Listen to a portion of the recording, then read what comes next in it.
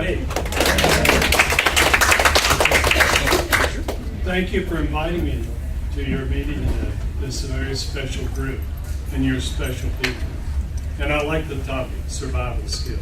And I'm going to talk about beyond survival skills. When I think about survival skills, I think of oxygen, I think of water, I think of food, I think of sex, I think of happiness, and I think of, getting up in the morning and having something important to do. You're lucky people. This is the best time of your life. You may not know it. You may be looking too far ahead. But enjoy the moment. Because there will be never another moment in which you will have all the time in the world to do as much research and as much thinking on a particular topic or specialty. Believe me, been there, done that. And it's been a while. I was 26 years old when I finished. And I basically found out what I didn't know. And that was a good thing for me at that time. So, we're going to talk today, and it's going to be very traditional. I've given you a handout. It's a Wordle. I'm going against the PowerPoint protocol. I think it's too linear. I'm giving you something to mix up your brain cells a little bit. And also, there will be things you can add to this work.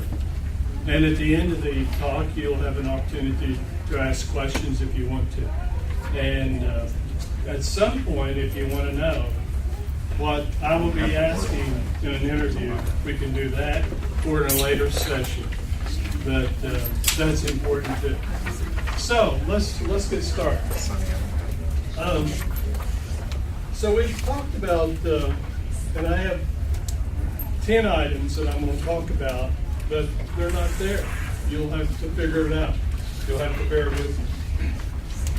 So let's think about if you live to be 100 years old. Is that a nice thought? Most people don't think that now. They think, well, I'll live to be 70 or 80. Well, I'm still around, and I'm good evidence that I'm going to live to be 100. And if I make it, you will too. So I encourage you to think about that. You're going to live to be 100 years old. So you're going to have goals. And I've worked and made actually lots of money helping people do strategic planning. And we always looked out 5 years, 10 years. And basically, I apologize to any organization I've ever taken through that process, because it's very naive. The most important goal is what happened right now, present. That what's happening now, today, this week. If you can get that figured out, you've got a lot going for you. Today, I accomplished an immediate goal. I mixed some hummingbird sugar and water to the feeder. Big deal, right? It is a big deal because I look out my window and I see those hummingbirds. And I can't imagine why they can't get along. If you've ever watched hummingbirds, if there's 2 or 3 of them, they fight. If there's 8 or 10, they don't fight as much. So what is that about hummingbirds that intrigues me? And maybe not you. But what I'm getting at is look for things that intrigue you. You're at a point in your lives right now, during this study, during your period of A&M, that you can discover these things that intrigue you. All right. What are you passionate about? Well, right now I'm passionate about building kaleidoscopes. And some of you have been in my class and you've seen some of the kaleidoscopes that I built. These kaleidoscopes are kind of a nice distraction for me because I've always felt like that I learn more about education when I read and experience other fields. If you're not careful, you start reading and listening to yourself and you start believing that all this stuff is true, and your mind and your brain cells just don't start exploring other fields. But if you're hungry for new ideas, read something that offends you. Read something you don't understand. My fear as a grad student, and this is true, that I would not be able to learn anything. I was thirsty for knowledge. And I hope you are. I make people very uncomfortable sometimes in my class, and some of you have survived my class. So that's an accomplishment. You survived the ambiguity. I find the students now really resist ambiguity. And for good reason. They're scripted. Our schools are like factories. We put students through these schools, through courses. They put in their time, like prisoners. Even prisoners get out early on good behavior. Our students are regimented through this. I would submit that you are too, to some extent. And you're comfortable with that. What if you had a program where you didn't have a strong structure? That all you did was do research, you taught, and you collaborated with each other. Today, you compartmentalize, put yourself in departments, or segmented each other. And by the way, I've done that to you too. But by very nature, you label yourself. What would be fun if you would say, I'm undecided about what I'm trying to do. And uncertain. Because I think that better prepares you to take in information. All right. So, one of the things I was passionate about when I did my doctorate was I collected stories about the bureaucracy. And at the time I finished, I was working in desegregation, and people didn't like each other. Everybody was prejudiced. Everybody had a prejudice, white and blacks, but the prejudice was there. People didn't want to talk to each other. So I wrote a simulation called Working in Educational Bureaucracy. I had more fun with that than anything I've ever written. And it was basically turned into a semester course. And people adopted it for a few years, and I made a little money. You should think about that, making a little money. And that was fun. But what happened during that period of time is I kept collecting stories. I've got hundreds of stories. They're open-ended stories. The decisions I've had to make as a professional, as a professor, as a department head. Mainly those areas. What I've also turned that into is personal stories. The dilemmas I've faced growing up. What the stories, the things I learned from my father. One of these stories, and I'll tell you this, we were sitting around in a little house, a little camp, drinking bourbon. Now, some of you probably can judge that and bristle a little bit. My dad liked to drink bourbon out of sight of my mother. Those were his values. My values were different. I would drink bourbon anywhere. But anyway, we were drinking bourbon and talking and everything. And he said, someday he's going to retire and go to Florida and go to someplace really nice and comfortable where he'll enjoy life and everything. And I listened for a while, and I looked at him, and I said, yeah, I might do that when I retire. And basically, he looked at me straight on. He said, Dennie, you retired when you took a job in higher education. And to some extent, he was right. Because I had a passion for teaching, and I still do. Another quick story. I was getting ready to go to my first class the other day.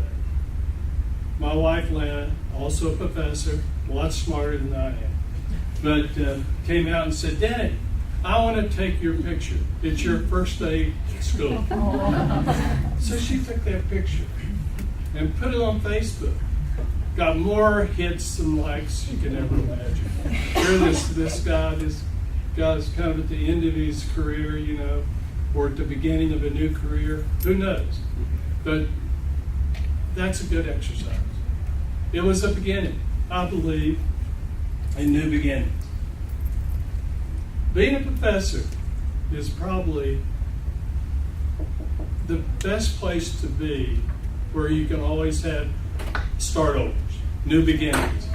You can mess up in a course, say I messed up a little bit, then you do what? You can start over. So passion. My passion is decision making, writing these stories. I've collected about 100 stories in my own life. Some of them I can't share with you. But I will at some point if we have a glass of wine together. Think critically, getting through biases. I felt so strongly about my opinions for a long time. Then I discovered I really need to examine my belief system. I did some research on open systems, Rokish. Some of it's old research. But he talked about open belief systems.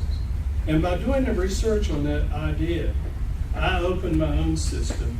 Yes, there's things that I'm kind of sure about, but there's a lot of things I'm not. So I start questioning all my assumptions. And you're in education. You should question everything you're learning. There's very, very little research that's made any difference. I'm going to challenge you to come up with one research study that's made a big difference in education over the past 10 years. And you're probably sitting there and you're bristling a little bit, and you're trying to find something wrong with what I'm going to say or do. That's what you're supposed to do.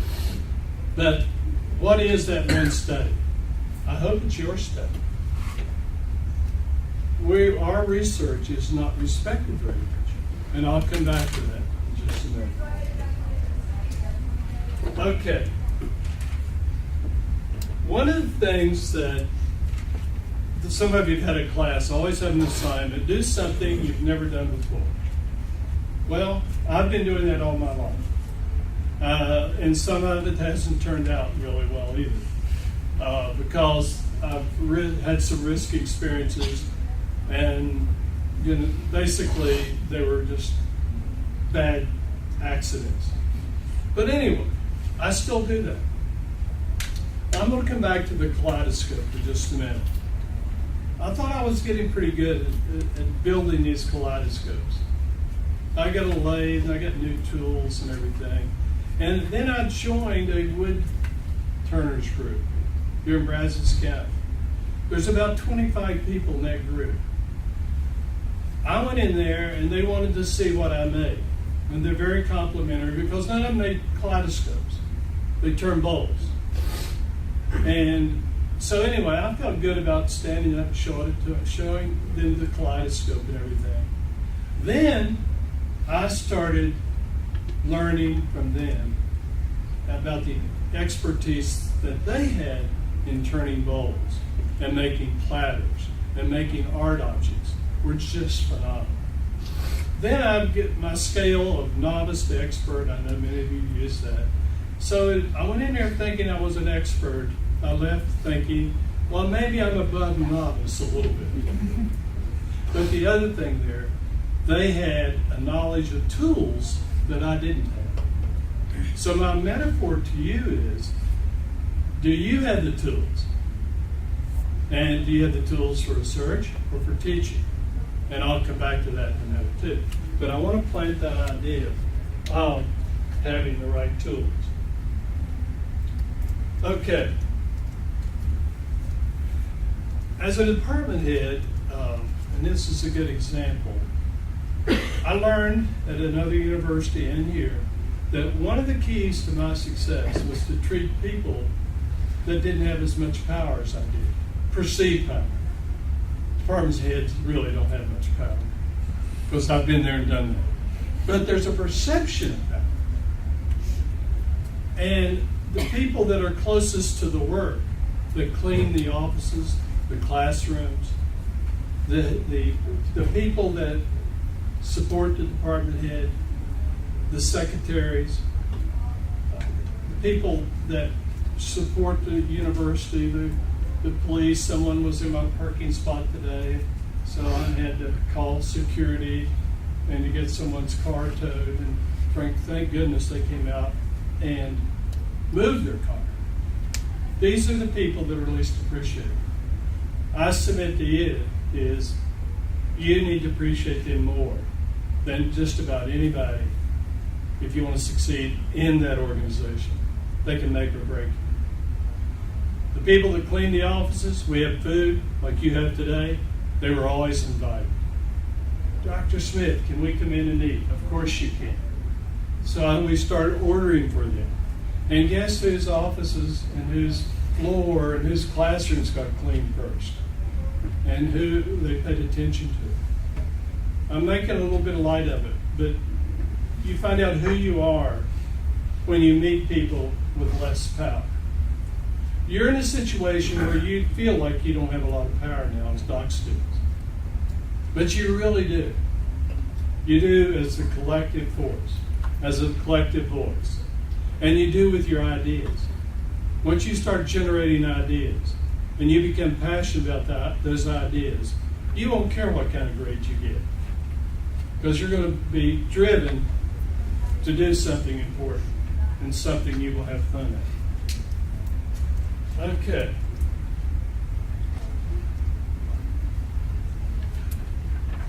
You have an inflated sense of self-importance. Dr. Dennie Smith. I've worked with professors that would correct you. No, I'm a doctor. You call him Mr. That's kind of nice. Mr. And yes, sir. Yes, ma'am. Some people don't like that. But seriously,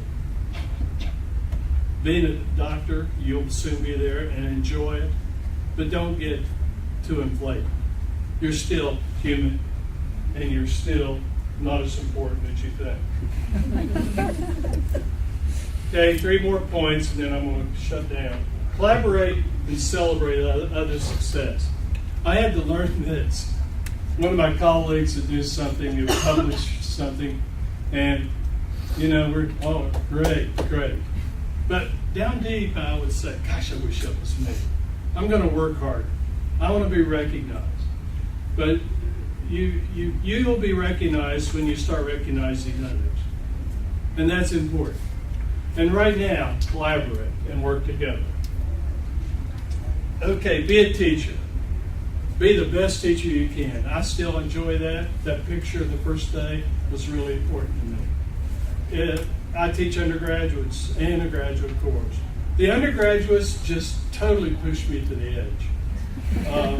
Because they want me to line out, well, what do you want to do?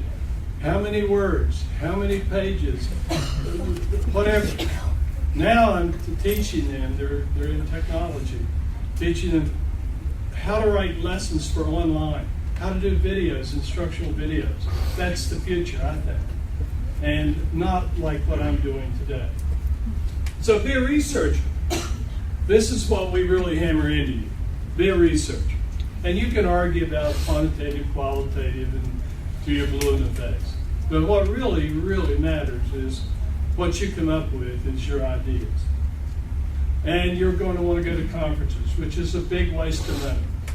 Now, you'll go and you'll have fun. I remember when we used to go, we'd rent one room, the ladies would get the beds, the men would sleep on the floor.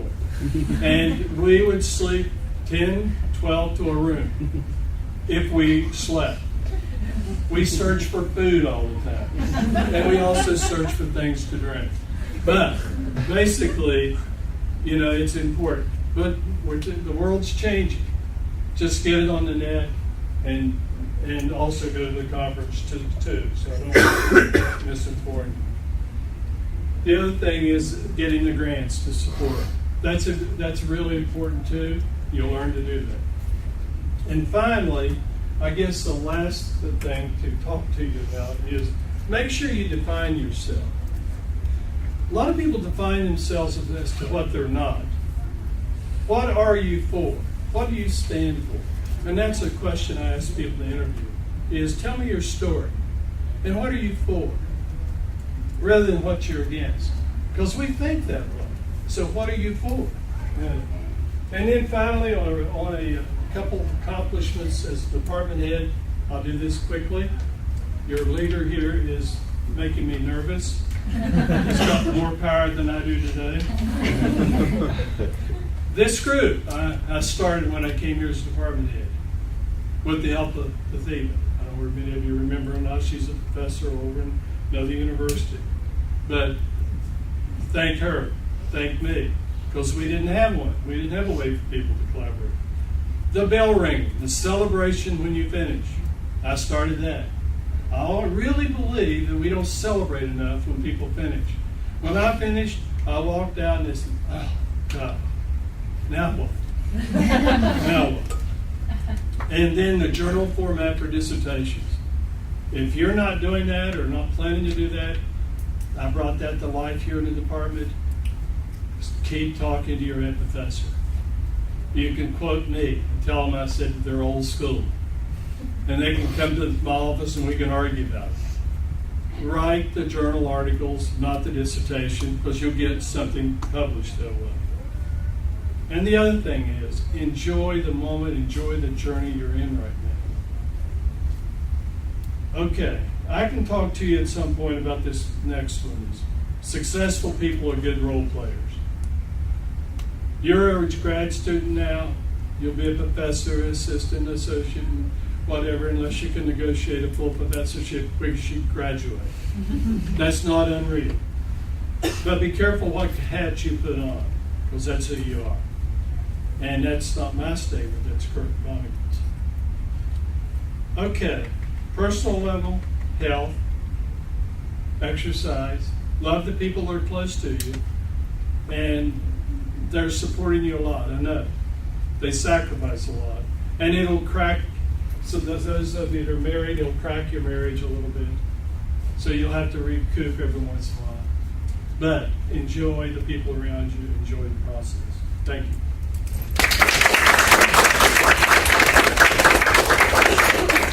We have time for about 3-4 questions for Dr. Smith. Yes?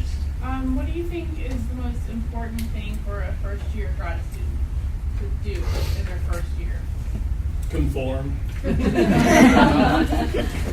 Do what you're told. You don't really have much choice. You take courses, you go to GA, and people are telling you what to do and what not to do. Just then, once you learn the situation, then you can start testing the limits. Conform. Okay. Talk to second and third year students. Any more questions? Yes. So as a department head, so when you recruit a new faculty, what's the criteria? What's the criteria? Yeah. We should role play this sometimes. I always try to come up with questions I know they can't answer to see how they handle the unknown. And even in their field, I always research their field a little bit, and I'm not a specialist in everything, but I know how to, pick up my phone and say, Siri, what's going on right now? And that works. And actually, that's what I do. I pick it up and ask a question. But mainly, I want you to tell your story. I want to look for your passion, and very specifically, have you online experience, designing, teaching, research? Have you published? You got to do that now before you get out of here. You're looking for hopefully 2 or 3 pubs before you get out of here. If you want to go to another institution like this, if you want to teach some in a regional or a smaller university, you don't need them. They don't emphasize. But I would submit that would be helpful if you had them. You mentioned collaboration and how important that is, and we were talking earlier, several of us, about the importance of collaboration between graduate students and faculty members. How would you, as a faculty member, suggest that we kind of go about some of those relationships, other than maybe with our advisor? Yeah. If someone's interested in researching technology things with you, how would they approach you about that? Generally, it's something that's not very fluid here. the way that the structure, it keeps people from collaborating to some extent. But I'm looking for someone that's asked some questions or would like to write about something. Sometimes it's an accident. Through groups like this and through interactions in class. I've written, every student I've done something with, I've published with you. And I've done a study with animation, which I really like, something different. And so I look for things that just get my interest too. And it took us almost 2.5 years to get that journal article out there. So go and ask and talk. Collaboration means a lot of times your head professor has an area of interest. You may not be interested in it. But if you're not interested in it, guess what you're going to do? That. I would encourage you to get your own drummer. Find your own passion. Otherwise, you're going to be what Dennie Smith wants you to do. Thank you very much. Other questions? One more. Yeah, we'll take one more. Andy? I'll ask you the same question I asked Dr. Hammer a few months ago in the same kind of meeting. So we're told we need to publish, and we're also told that so especially like the things that we've already been working on in previous courses, we should get those out there for publication. We should also be thinking about our dissertation. Meanwhile, we also have courses that semester. So we're trying to think about now what we did before, and thinking about how do you make all that work? What is your suggestion? Well, I have a kind of this is what I would do. I would, once I got an area I was passionate about research, and I did that, by the way, when I was and I had a doc student, had a head professor, well, whom I'm going to meet with when we play Auburn. I'm going to Auburn where I graduated from, and he's retired, but he's still there. But he let me basically pursue my passion. So I became the expert in the country in professional development. And that sounds presumptuous, but I knew just about every innovation that was going on in the late 60s. I mean, I was just a cram full of knowledge. I didn't have the help of a computer either. I was just walking around with it. So I pursued that. And I presented it and I researched it. I kept going in every class I took, except one. And that was a philosophy class. And I made a C in that. And the reason I made a C is I disagreed with the professor. And 3 years later, I was chair of a committee he was on. And I got my revenge. But, not really. But I took the C and went forward. The other thing, I hope you don't make all A's. And that's strange. I think some courses, and probably mine, are not worth an A. So you just say, I want to make a B or a C. And a C is devastating. That's what I got. If you don't believe me, I'll show you my transcript. Even better, I'll show you my transcript, the undergraduate. My aptitudes in math, and I studied engineering for 2 years. So, back to your question. You drive it. You get your idea, you drive it. Every class you take, do the research. Use that frame to do your research. It'll expand it too. Does that answer? Guys, thank you so much. And,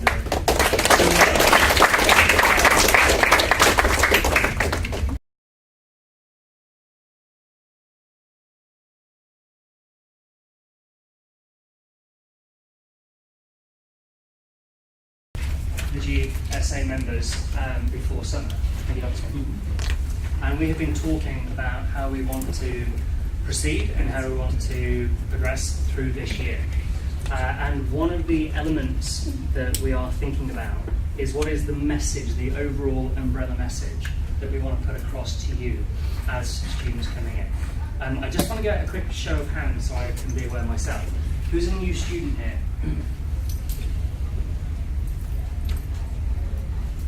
Okay, good. Who's in the second year? Third year? Fourth year? Fifth year? Anybody more than 5 years? I hope not. Get out. Should be writing back. Yeah, you should have the door by now. Okay, so what we're working on at the moment are 3 elements for you this year, and I'll explain each one further. We're looking to make the GSA a more professional organisation. Previously, it's been a student organisation, and they worked at a student level. I have had experience for a few years outside of education in business, so I'm bringing my much limited knowledge back into this environment and trying to integrate it with my sort of decade of educational knowledge. We want to improve the professional level that you have as students, both within the college and when you go outside of the college. The second element that we want to improve is your level of profile. So we want to raise the profile of the GSA. Because at the moment, if you're walking around with your TLAC GSA top on, people are like, are you selling cookies? Or what do you do? What do you want from me? Like, what's this going to cost me? They're thinking this. So we want to change the way that people think about us as an organisation. The next step is publication. As Dr. Smith very saliently said, you will find it very hard to step out of this university without publishing. And I imagine that if I were to ask the question, which I'm not going to, for the second and third years and fourth years and fifth years that are here, most of them have published. I'd say pretty much all of them have at least 1 or 2 publications. I was very kindly, Tracy's not in here, is she? She was here. She left. Tracy very kindly furnished me with a document that the GSA from last year presented to Dr. Lee, which was all of the publications and all of the conferences that the GSA members went to last year and published last year. We went to 74 conferences last year and we published 19 articles. That sounds great, but we want to go to 74 conferences and we want to publish 74 articles. So there is an issue at the moment of transition from going to the conference and actually finishing that process. And one of the things that isn't happening in the department at the moment is you're not being nurtured as students down that road of being a first year student to being a professional lecturer on the lecture circuit, going on aeriums to visit places and being on that job market, and your CV being packed full of all the right choices that will get you into that job market. So this year our focus is raise the professional level, raise the level of publication, and raise the profile of the GSA. So our focus is PPP. Okay? We could have done other stuff, but it didn't match. So. In terms of professionalism, we have been in a conversation with Dr. Lee about getting you business cards to go to conferences. These will not be free and it will cost you, but it's a professional investment, okay? Which you should be professional and make that investment. We're still working on that process of where we're going to get them from and what do we want them to look like and how many do you need. You don't need 500, okay? Otherwise you'll be like, okay. Nobody needs that from you, all right? So we're looking at the process of business cards now. We want the university stamp on it, we want our departmental stamp on it, and then we want your name on it. That's all you need with your name, okay? I have been publicly embarrassed myself. I've been professionally embarrassed myself by going to conferences. You're listening now, you're like, how? By going to conferences, and I'll be standing with 3 or 4 lecturers who are also from this university. They reach in their jackets, I'm wearing a suit, I've just given a professional presentation, my name's on the programme, same as everybody else, and it goes business card, business card, business card, post-it note. I've been working since I was 15. I consider myself a professional. I consider myself an adult, mostly. Okay? I want to work in a professional environment and I want to present myself in a professional environment. And it's such a shame that we go through the whole process of you have a research paper, you have a beautiful looking presentation, whether it be PowerPoint or Prezi, whatever medium you choose to use, you've got your best suit on, you had a shave, okay? And then you end up in this last second falling down. And it sends the wrong signal, it sends the wrong message, okay? We want to, as an organisation, send all the right signals, all the right messages, okay? In terms of being professional as well, our second step is that last year the GSA, and they did a great job, I'm not, please, previous members of GSA, don't throw your sandwiches at me. Okay. The previous GSA gave out a t-shirt that came with your membership. We're revising the way that we want to do that, and what we're looking at the moment is a more professional polo shirt, and even possibly a shirt with our logo on that you can wear to conferences, and possibly a pin that would say TLAC GSA that you could wear to conferences to show that you're part of the organisation. Now that fulfills two mandates. That fulfills our professional mandate and it fulfills our profile mandate. We want you to be able to go to other events, and other universities, at other conferences, other places around this university, and when you have that TLAC GSA badge on, or you're wearing our polo, or you're wearing our shirt, people recognise you. Okay? People want to know where you're from and what you're doing. You get this element of power, this element of authority, this element of significance from being part of the GSA. And that's something that we must build. Otherwise, what's the point? Why? We're not the Scouts, we're not the Brownies, this is a professional organisation. Okay? In terms of publication, one thing that we're working on, and we have a few levels on this, we're working on getting a mentorship program together. I'm working in coordination, or we are working in coordination with Kerry Smith and Dr. Burbow and Dr. Lee on getting a mentorship program for the new students coming in. We will, once we've got that model in place, we will scale up and we will expand to the rest of the student body for our departments. So everybody's in the mentorship program. Part of that mentorship program will be writing groups. I personally now am going through the power writing course with Dominique Culp. I know that Catherine, you are a writing consultant for power writing. I think Randy. I will be. Ready. You will be? I will be. Very good. And there are, that's it. And there are 65 writing consultants within the university. You can log time with them, you can build a schedule with them, they will see on a regular basis. There are many things you can do in terms of your writing. Because one thing I've realised over the last 2 weeks, and I've had a big aha moment, we don't write and we don't publish, not because we don't know how to write. We're all great writers, otherwise you wouldn't have made it this far. We're all good writers. The issues are psychological and the issues are emotional. We don't think it's good enough. We sit down and then we get on Facebook.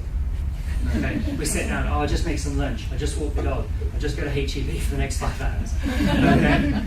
So there are elements that aren't technical, they're something else. So what we want to do through the mentorship program, through the writing program, we want to build that collaboration, which will fill the professional mandate and will fill the publication mandate.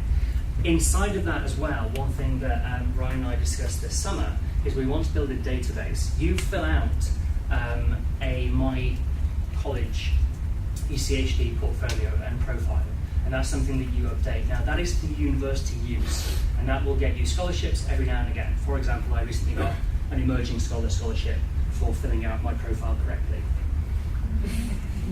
It's a tough job. It's a tough job. Yeah, I had to use all fingers to do that.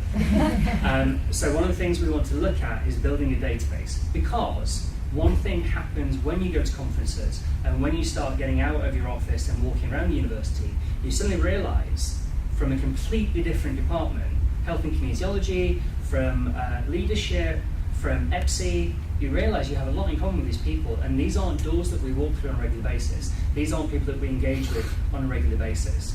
If I want to publish in Urban Ed, I'm going to go and talk to Warren. If Warren wants to publish in Culture and Curriculum or Shadow Education, my area, just putting that out there, he'll come and talk to me. But if he wants to publish in an area that isn't my skill set or his skill set, where does he go? Where's the phone directory? Where's the Facebook things that you like? So one thing we want to build is a database to get the kind of conferences you go to, the kind of publications that you have, the kind of writing groups that you're in, the kind of things that you're interested in. What do you want to do whilst you're here? What do you want to engage in whilst you're here? Because one thing that I think is very important to all of us, we're paying a lot to be here. A lot. And there are cheap universities that give you the same piece of paper. You've made the choice to come here. And one thing that is very important to us as the GSA Association is that we make your time significant, we make your time beneficial, and we make your time worthy. And that's something that some students are left to their own devices, and it's very hard, because I know from personal experience. When you first start here, nobody's telling you what to do, there's no office to go to and sit, there's no boss saying, what have you done today? You know, as long as you go to your classes, and you sit there and you nod at the right time, and you hand in the appropriate number of pages on the right day, you kind of pass. You'll kind of be okay, you'll get your grades, as Dr. Smith was saying, you'll matriculate through the system. But the issue with that is TAMU does a great job of that, of getting you to the last day of university. Their job is done. They're not your dad, they're not your boss. On the last day of university, what happens to you? Because then you realise, I didn't publish enough, I don't have a network of people that I can fall back on and rely on for the rest of my career, for the rest of my life. I don't have the CV that I need. Okay? Those of you who know me will know that I aggressively work on my CV, as I do on a regular basis. And part of working on that CV is that I try and push myself into leadership positions and into scholarship positions and into publication positions. I went to a conference within 6 weeks of starting here, which I don't think happens on a regular basis. I worked outside of this department to publish with a professor from another department. The information that we're seeing on the Excel sheet that Tracy gave to me is that you need to work with the professors here. Very few people are publishing by themselves. A single person publishing by themselves is very rare, but it's very common that a single person goes to a conference by themselves and presents by themselves. So that's part of the conversation that we're looking at, and we're trying to do data analysis. We're not just, let's make a nice name and let's all get together once a month. We're actually trying to look at the data and see how we can push forward as a professional organisation, almost as a business. That's how we want to progress. Okay? What I'll do now is I'll take a couple of questions from you about the GSA and how we intend to fill our mandate and how we intend to achieve all these nice big ideas that I just said. And then I'll throw it open to the various officers, and what they're going to do is they're going to tell you what's happening this month and their intentions for the rest of this semester, so you can start thinking about filling your diaries and start thinking about getting involved. I know right now that this is probably my one opportunity to get a clear sales pitch to you, because the next meeting it could be me and the rest of the GSA eating 15 sandwiches each, which Warren would be very happy about. He's like, don't sell anything, it'd just be us. Let me sell the GSA to you. The PPP is one reason why you joined the GSA. The networking ability is the other. One step that we'll start to take is, once we know what conferences you go to and once we know which publications you're interested in, we'll start marrying you up. Okay? Because one thing that will happen sometimes is you go to a conference, you want to go to the conference, you look at the flight, you look at the hotel, you look at the logistics, and you can't afford it. The travel grant just doesn't cover it. If you knew we can share a hotel room with 4 of us, that cuts the cost. I can take you to the airport. I'm not saying I can take you to the airport, but one can take one to the airport. Okay? That cuts the cost. So by working together and by getting to know each other and by having communication, clear lines of communication with each other, we can achieve more. As an organisation, we have power, as Dr. Smith said. We have force as an organisation. And as an organisation, we can do more, we have more buying power in the market, we have more profile in the market, we're more visible, we have more strength, and we can achieve more. As individuals, we will flounder. Together, we can work and we can be strong. So we need togetherness. Okay? Right. Any questions about the GSA for this coming year? How will you join it? I was waiting for that one. Okay, we are in the process now, be very quick about this. We are rewriting and submitting the Constitution. That will come out to you and you will vote on it. Okay, you'll get a little button that says vote. Just press it, you don't need to read the Constitution, everything's fine. Okay. Just carry on. Like your iTunes agreement? Yeah, we're taking your songs, thank you. So you'll get to vote on that. If you disagree, we'll edit. There is a final deadline, so if you disagree too much, there'll be no GSA. Luke and I need to be financially trained, because apparently we don't know about money anymore. So we need to go over to one of the committees on campus, and we'll be trained so we can sign off on things. One of the things that you'll be able to access once you become a GSA member is a travel fund through the GSA and the department. If you don't join the GSA, you can't access it. So if you're thinking about, balancing the cost of joining versus the benefit of getting the scholarship and the travel fund to go, the cost of joining is insignificant compared to the benefit you get from getting the travel fund and being able to successfully go to conferences. Okay, you will get a link. There's a place called the Marketplace, and you'll get a link from us. You just click on the link, you pay your membership, and then within the Marketplace, we're going to try to, I need to look at the whole system and see how it works. Otherwise, we'll give you a second option. We're also looking at the polo shirts, professional shirts, the tags, which we'll be able to go down that road as we get more decisions about that for you.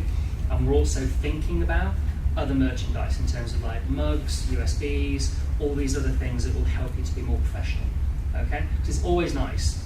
A well-established department and a well-funded department always has a proliferation of merchandise. And for us to step into that professional environment, we need to have more merchandise.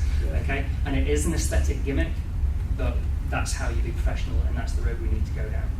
Okay? So to answer your question, we will tell you what the membership fee is, and we will provide the link for you very soon because we want your money. Okay, any more questions?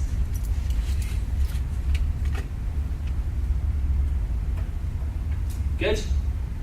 Right, I'll throw you over now. Warren is VP. Do you want to go over? You can mention the paint projects and a few other things. Yes. We have about 10 minutes left, so we'll go fairly quickly. I'll be very brief. I don't have any dates for you right now, but I do have some projects. This semester we'll be partnering with Rotary and Bryan ISD to paint a USA flag at one of the schools in Bryan, and then we'll be opening this up to GSA, everyone, next semester, so I'll give you more details about that. We have a mentorship program that's coming along, as well as these writing consultants that we've spoken about. My goal for each of you is to be one of your resources in terms of writing. My research is in gender, race, and ethnicity, which can pretty much intersect with any other research agenda in this room. So I'm keen to publish, I'm keen to work with you to help you publish your work. Qualitative research, quantitative research, I'll be one of those resources to sound off you. We've taken a few classes, let me be a resource to you, both in as the GSA but also outside of this room. Thank you. Just on that point very quickly, I'm in shadow education, that's everything that's not formal school, so everything that's not this. That's my research area. One of Warren's interests is inequality.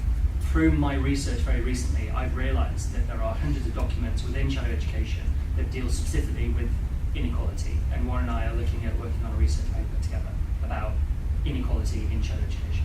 So without a conversation between the two of us, we never would have known that.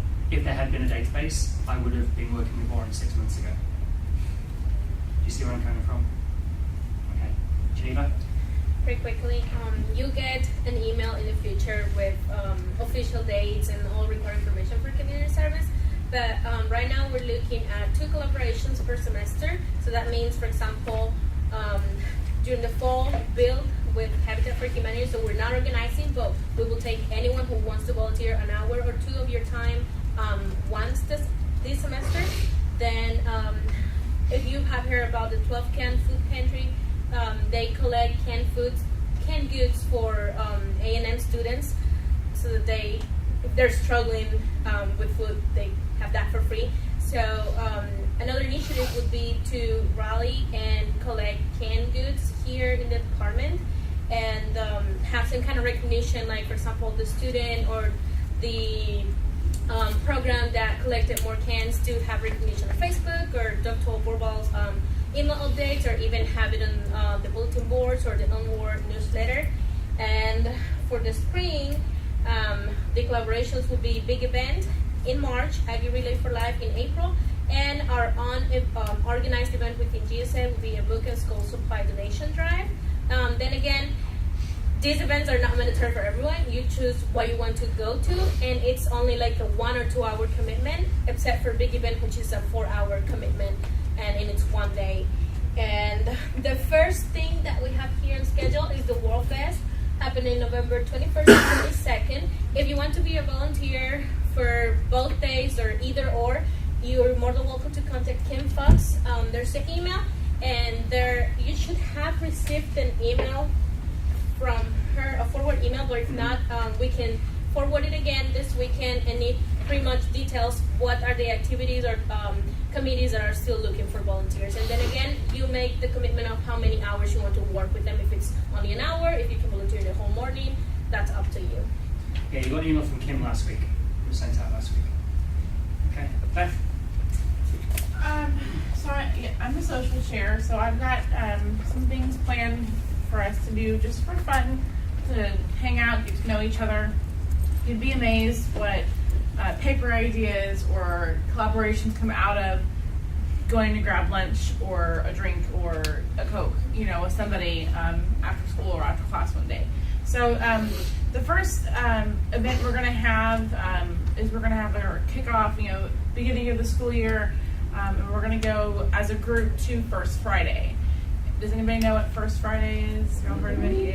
Yeah. It's in downtown Bryan, which is a beautiful area. They've really redone it, and it's just a great place to go. But on the first Friday of every month, they have little street bands out playing. The restaurants are open later. The stores are open later, and it's just a great fun place to go. The community goes out. It's a lot of fun just to walk around and to shop and have a drink or have dinner. So you'll get emails about that. We'll kind of try to carpool, go together, or all meet up at the same spot. But then also what we'll do, starting next month, after our meetings, the day of our meetings, we will have sort of a social happy hour in the afternoon where we will go to a different place within walking distance of here. So last year we would go to the corner bar to have appetizers and sodas or a drink if you would like. Or we used to go to Sully's, which is no longer here, but it's now Torchy's Tacos. And it takes 15 minutes to walk there from here, which, it's a bit farther, but it's really not. So we'll be going to different places just to be social and have fun. We're also thinking about doing a bowling night or getting together to play soccer or basketball, things like that. So things you can bring your kids to if you'd like. And Beth is currently in negotiation with a few restaurants and bars around town and getting us a significant discount on their drinks and their food. Which takes me back to our profile. Once we've raised our profile and once we have reached sort of critical mass of membership, we have a lot of buying power around town. And a lot of restaurants around town are looking to support Texas A&M, and everybody looks to support education because it's a no-brainer. Okay? It's really a no-brainer. All right. I'll pass over to Luke and then I'll come back to you, Ryan, because Luke, you can maybe talk about the sponsorship element that we were discussing during summer. The what? The sponsorship for events. Oh, yeah. So one idea that we're going to look at is trying to find sponsors for certain events as well, if we do some certain things. Another thing Matt has mentioned was the idea of the merchandising. So as a treasurer, we'll probably work really closely together on that. What we've mentioned doing is sending out more or less a survey type thing to see what you would be interested in, because obviously we have a good turnout today, but this is not a gigantic, massive room of people that we can just have a lot of overhead and have these boxes stored. So what we want to do is we want to order stuff that's specific that we would actually want. Okay, I know Catherine and I worked in the College of Engineering this summer. Every single thing they have says Dwight Look College of Engineering on it. I have about 20 Dwight Look College of Engineering pins. I have 0 College of Education ones. I've got a USB drive. Yeah, see, I have more stuff from engineering from working for them for 2 months than I have for an entire year here, which is a shirt that I got at y'all's first years, that meeting y'all had. That was the first t-shirt I ever got here. So things like that. I mean, I would have proudly walked around campus with something because I'm proud of where I'm at.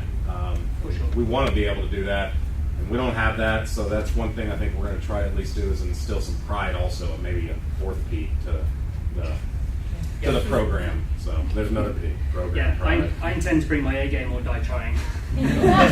So, the day that I'm unsuccessful will be the day that security hauls me out of my office. And my first priority is the students within this college. If it were not, I would have done a lot more reading this week and I would be further ahead in my research. One thing that Luke is looking at as well is really trying to bring in that sponsorship. and really trying to get things going for us so we have a lot more clout around town, we have a lot more presence around town. And I think that we will be looking to do events that are cost-free events for you. If we can get a discount and a bar will give us like a couple of free drinks and a free appetizer, we will go there, that'll be our first choice, and that should cost you nothing for the free appetizers, okay? On the other side of the scale, we'll be looking right upscale with possibly a black tie dinner at some point during the year and a real event where we can, you know, say we've worked hard, now we get to play hard and look good doing it. Okay? So we're looking at the entire spectrum of what can students afford and what can students also afford. Okay? Ryan? Okay, just a reminder, next October 9th, we invited Dr. Waxman to give us a talk. You know, he is the director of Educational Research Center, so he will talk about the data or research opportunities. And the last workshop with this semester is Dominica from Power Writings. And also in future, Dr. Paul, they just sent emails and she wants to talk about the job applications and the job huntings in the academic areas. If you know her, she's a pretty good kind of a mentor for job hunting, you know, that's what I mean. So we still negotiate with her, and soon we can give you the certain time when the short talk will be held. And also, if you have any idea about what kind of skills you want to improve, writing or statistical, I'm really happy about that. So just come to me and contact with me. We can try to organize kind of a workshop for you. Okay, thank you. Good. One of the mandates that Ryan has is that we want to build your skill set professionally. So we'll be talking about what happens in job interviews, how to build your CV, how to guide yourself through the next few years now, what you need to be doing to really put yourself from the long list to the short list, to the final interview, to the signed contract. That's where we want to get you in 2, 3, 4, 5 years from now, in that job that you want. Because we don't want you to spend all this money, go through all this education, and then be searching for half a year on the job market and not know why people aren't getting back to you. Okay? I worked in recruitment for 3 years. One of those was in London, 2 of those were in the Middle East. I will be helping you with that process from my side, from my limited experience. And we're going to be looking at bringing other people in who have that specific skill set to come in and talk to you about those unique steps that you need to take. Okay? Sunny, do you want to say anything? Just my goals are organization and communication. So I'll be putting kind of feet to some of the things we've talked about and streamlining some of the communication that you'll receive. So you should only really be getting emails from me. And if you need the contact information for anyone else in the GSA, you're always welcome to ask, since you'll just kind of be getting mine. But we would like to communicate with you. So if you're not receiving information from us, then there's a breakdown in communication. We would like to remedy that. So please let me know if that's happening. Otherwise, hopefully you'll be continuing to hear from me soon. One thing that might be beneficial to you, because I've been talking to Dr. Bevan and Kerry Smith about this issue. In the last 2 weeks, I've been getting emails about donating my plasma, ordering Maggie Ring, which I tried to order, they won't accept my order. Buying a house, all sorts, taking part in research, but I'm not a 40-year-old woman. So, like, why am I getting these emails? Okay, so there's an issue with the email. The list has been given to the world, and now the world is emailing us. What I would advise you to do is to make a separate box in your email for GSA and for emails from Kerry Smith. Because Kerry Smith will get you money this year. She will send you scholarships, she'll send you fellowships, she'll tell you when jobs are coming up, she will keep you alive at this university. And without Kerry, take your bag and go to the airport. Okay? So I would advise you strongly to make a separate box for Kerry Smith emails and for GSA emails. Everything you see will come from Sunny, but it will come from one of us, and then Sunny corrects my spelling and sends it out. Okay, so she keeps me on the straight and narrow. Thank you, Sunny. Yes, Geneva. Okay, so I'm gonna run to another meeting, but I just wanted to say that the GSC, the Graduate Student Council, it's Matt will come with that specific information maybe next meeting, yeah. But we're gonna open registrations for winter award grants, travel awards pretty soon. Just so that if you have a paper, you want to go to a conference, start writing your one statement. That's all it takes, that you are able to convince us through that statement why you want to go to that conference and how are you going to apply whatever you learned there back here in the department, and you'll get one of There's your what, 300, 200, 100, there's 3 awards. Yes. Yep. So we had a huge pool of applications for the fall awards. So this semester, or for the winter, we're gonna have an application cap limit or whatever that's called. So as soon as you hear about it, apply, because yeah, there's gonna be a limit. So. I think last time the guy from the fisheries department won it. Fisheries department. So I imagine from the College of Education we can pound something out. Okay. Any more questions about the GSA? Okay, Gig Maggies, thank you for coming. If you didn't get a chance to sign in when you came in, we would appreciate your name if you could now.